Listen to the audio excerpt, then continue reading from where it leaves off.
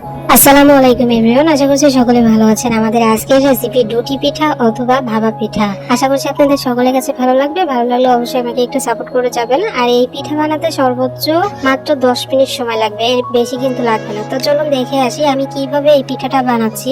তো পিঠা তৈরি করার জন্য আমি একটা পাত্রে নিয়ে নিচ্ছি 2 কাপ চালের গুঁড়ি। আমি এখানে মেজারমেন্ট কাপ দিয়ে মেপে নিচ্ছি 2 কাপ চালের গুঁড়ি। অবশ্যই চালের গুঁড়িটা নেবেন। চালের গুঁড়িটা দেওয়ার পর আমি এখানে দিয়ে দিচ্ছি স্বাদ মতো লবণ, যতটুকু লাগবে ঠিক ততটুকু পর্যন্ত। তারপর আমি এখানে ভালো করে হাত দিয়ে একটু মিক্স করে নিচ্ছি, যাতে লবণটা এক জায়গায় দলা পেকে না থাকে। তার জন্য লবণটা যখন মাখা হয়ে গেছে আমার চালের গুঁড়ির সঙ্গে, তখন এখানে দিয়ে দিচ্ছি কিছু নারকেল কুড়ানো। নারকেল কুড়াটা অবশ্যই দিবেন, কারণ এই পিঠাতে নারকেল কুড়াটা দিলে কিন্তু অসম্ভব মজার হয়। আর আমার নারকেলটা ছিল হলো ডিপ ফ্রিজে, তো ফ্রিজ থেকে নামিয়ে অবশ্যই নর্মাল করে তারপরে এখানে দিবেন। আর হাত দিয়ে একটু মেখে নিব নারকেল দেওয়ার পর। আর নারকেলে যথেষ্ট পানি আছে, যেহেতু ডিপ ফ্রিজে ছিল তার জন্য। তবে আপনারা সদ্য নারকেল দিলেও কিন্তু হবে। সদ্য নারকেল দিয়ে যদি আপনারা এই পিঠাটা তৈরি করেন তাহলে খেতে কিন্তু আরো অনেক বেশি টেস্ট হয়। এখন সবকিছু ভালো করে হাত দিয়ে মিশিয়ে নিতে হবে।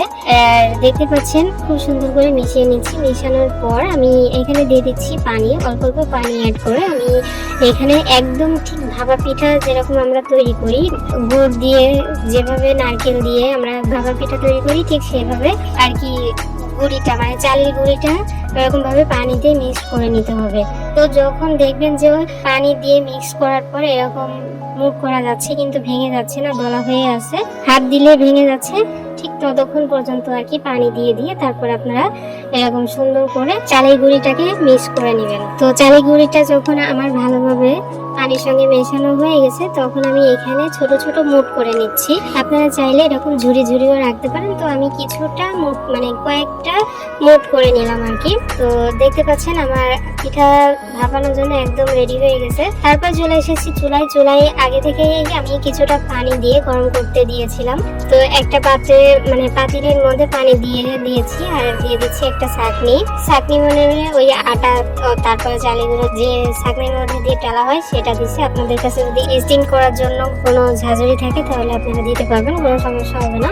তো তারপর আমি এখানে একটা সাদা কাপড় মানে সুতি কাপড় বসিয়ে দিয়ে তারপর পিঠাগুলো আমি এখানে দিয়ে দিব। পিঠা দেওয়ার পর ঢাকনা দিয়ে ঢেকে দিব মাত্র 10 মিনিট। এই পিঠা হতে কিন্তু মাত্র 10 মিনিটই সময় লাগবে, বেশি কিন্তু লাগবে না। তো 10 মিনিট পর দেখতে পাচ্ছেন পিঠাটা কিন্তু একদম শক্ত হয়ে গেছে, মানে সিদ্ধ হয়ে একদম শক্ত হয়ে গেছে। আর খাওয়ার জন্য কিন্তু একদম পারফেক্ট রেডি হয়ে গেছে। তো দেখতে পাচ্ছেন আমি আপনাদেরকে ভেঙে দেখাচ্ছি যে কতটা সিদ্ধ হয়েছে, সিদ্ধ হয়ে একদম শক্ত হয়ে গেছে।